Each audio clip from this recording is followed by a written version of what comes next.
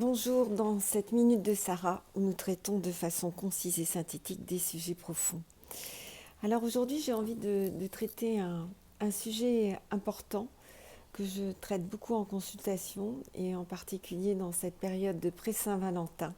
C'est la solitude amoureuse. Pourquoi est-ce que vous êtes seul, que vous soyez un homme ou que vous soyez une femme? Pourquoi êtes-vous seul?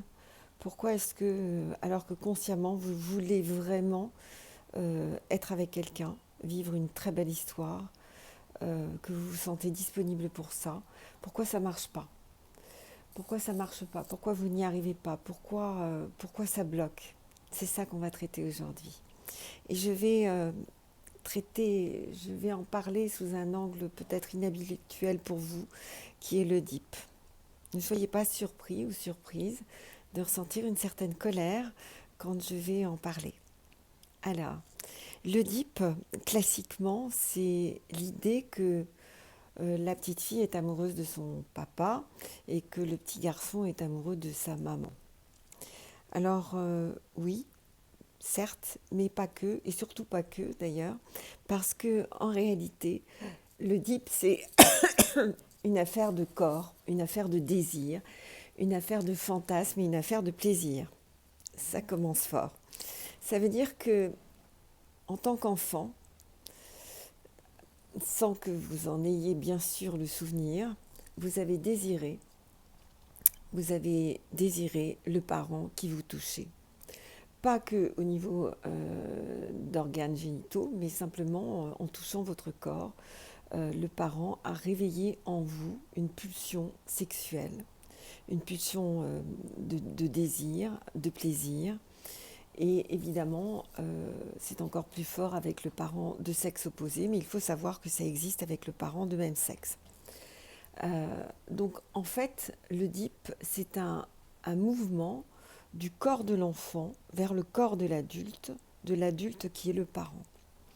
Et sur ce mouvement de désir, de fantasme, de plaisir, cette pulsion très très violente que l'enfant va avoir, en particulier vers l'âge de 4 ans, à partir de l'âge de 4 ans, mais ça va se rejouer en fait à l'adolescence, eh bien, il y a l'interdit. Et cette loi de l'interdit, c'est que l'enfant ne couchera pas, la petite fille ne couchera pas avec son père, le père ne couchera pas avec sa fille, le garçon ne couchera pas avec sa mère et la mère ne couchera pas avec le garçon.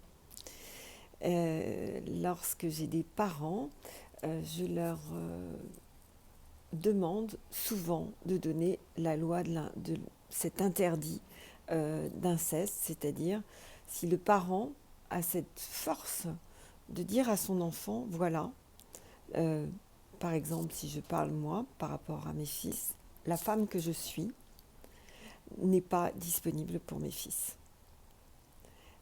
Et ne le sera jamais. Et ne l'a jamais été.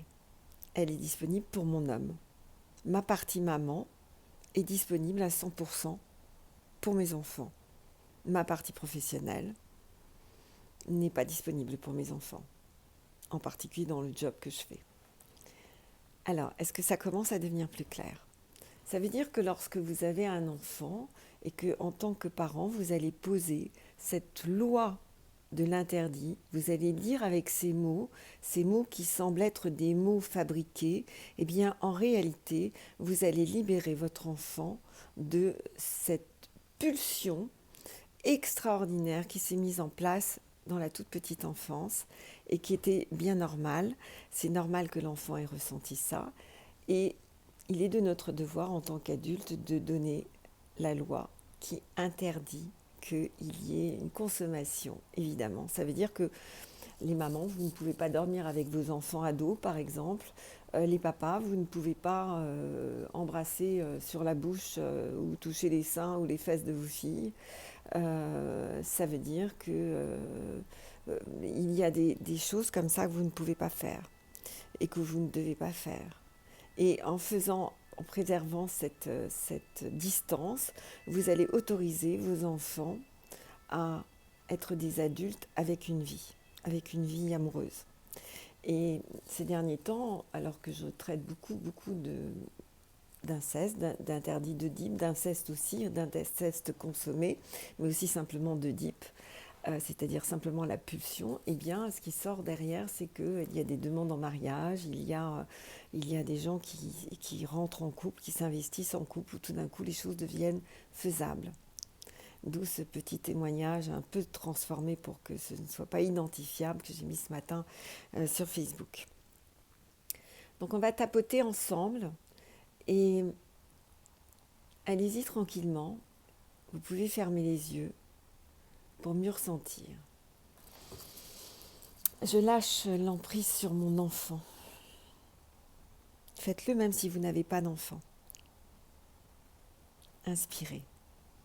Inspirez profondément. Je lâche ma volonté de me projeter à travers mon enfant. Inspirez. Inspirez profondément. Je lâche mon ambition qui voudrait se manifester à travers la vie de mon enfant. Inspirez. Inspirez profondément. Et en tant qu'enfant, je m'autorise à lâcher l'emprise de mon parent. Inspirez. Inspirez profondément. Je quitte tout ce que j'ai appris de mes parents. Inspirez. Inspirez profondément. Je quitte tout ce que j'ai appris de la vie à travers mes parents. N'ayez pas peur, vous pouvez le dire. Inspirez. Inspirez profondément. Et ce faisant, je m'autorise à vivre mon expérience. Je deviens moi. Inspirez. Inspirez profondément. Je retrouverai leur héritage. Inspirez. Inspirez profondément, mais d'une autre façon.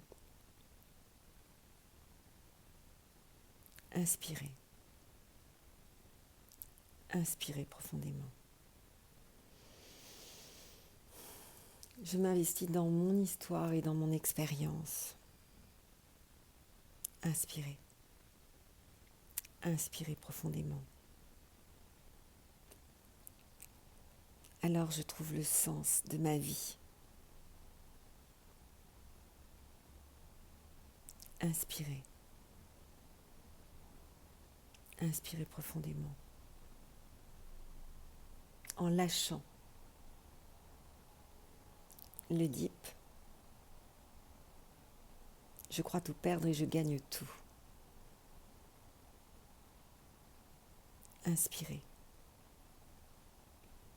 Inspirez profondément. Je renonce à posséder ce parent. Inspirez. Inspirez profondément. Je renonce à être ce fils ou cette fille parfaite, parfaite, que je croyais qu'il était bon d'être.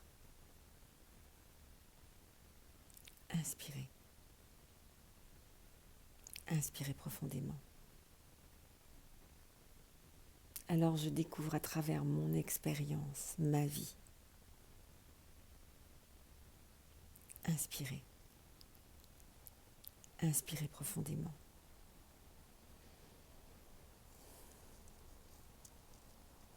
Et j'autorise l'autre dans ma vie. L'amoureuse, l'amoureux. Parce que je suis enfin disponible. Inspirez. Inspirez profondément. alors la vie m'amène tout ce cortège de merveilles et de merveilleux. Inspirez. Inspirez profondément. C'est ça, très bien. Alors, faites-le, refaites-le encore. Dites-le à vos enfants, dites-le à vous, dites-le vous. Et puis, à très vite. N'hésitez pas à liker, partager, commenter, vous abonner. Belle journée.